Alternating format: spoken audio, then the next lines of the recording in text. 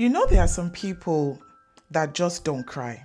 No matter what happens, breakup, loss, disappointment, they just stiffen up and say, it's fine. I used to think they were the strong ones, but now I'm not so sure. Let me gist you about this girl. Her name was Liya. Sweet girl, grew up in a very typical African home. You know the type where they'll tell you, wipe your face before I give you something to cry for. Are you crying? Like, are you still crying? You know, that kind of love that's real, but a bit hard sometimes. So Liya learned quickly that emotions, you pack them. Crying, you don't do that in this house. From early on, she just stopped. No more tears, not at 8, not at 12. You see, the sad part was even when her father left, Liya didn't cry. When her best friend betrayed her in university, not a single tear. People started calling her strong. They'll say, you see Liya, that girl, nothing shakes her. But you know the truth? It's not that nothing shook Liya. It's that when she did feel things, her body didn't know what to do with them anymore. I was Liya at some point. You know the funny thing about holding it together for too long? Your body starts to fight you. One day, Liya's relationship ended badly. She said she was fine, it's okay, God is in control.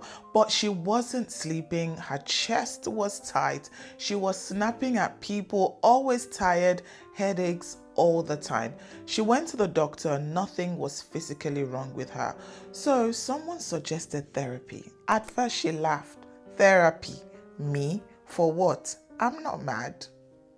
But something in her said, just go. What do you have to lose? And you see, the first few sessions, she just talked in circles. No tears, just stories, pain with a smile on top. But this counselor, she was very patient. One day, she said something that stayed with Liya. She said, some of us didn't grow up in homes where it was safe to feel. So we grew up strong, too strong. But strength without softness, that's not wholeness, it's survival. Then she asked Liya, when was the last time you allowed yourself to cry? And Liya couldn't answer that question. She wanted to cry, she needed to, but it was like the tears were buried too deep. One night, Liya journaled after one of those sessions. No filters, no Christianese, just raw honesty. And she wrote something that goes like this: God, I'm tired of being the strong one. Can I just break for once? That night, the tears came.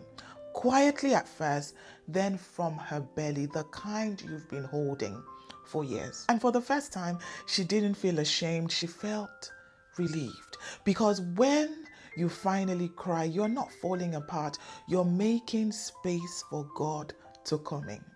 So, my darling, maybe you're like Liya. Maybe your tears have been stuck for years. Maybe you've learned to say it's fine when it really isn't. I just want to say this to you. It's okay to feel.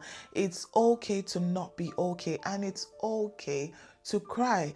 Crying does not make you weak. It makes you human. You're not being dramatic. You're just being honest. And in the presence of God, honesty is sacred. Now, if this spoke something deep inside you, I'd really love to hear from you. Drop me a comment. And if you know someone who always has to be the strong one, send this to her. Or even him. She may need it more than you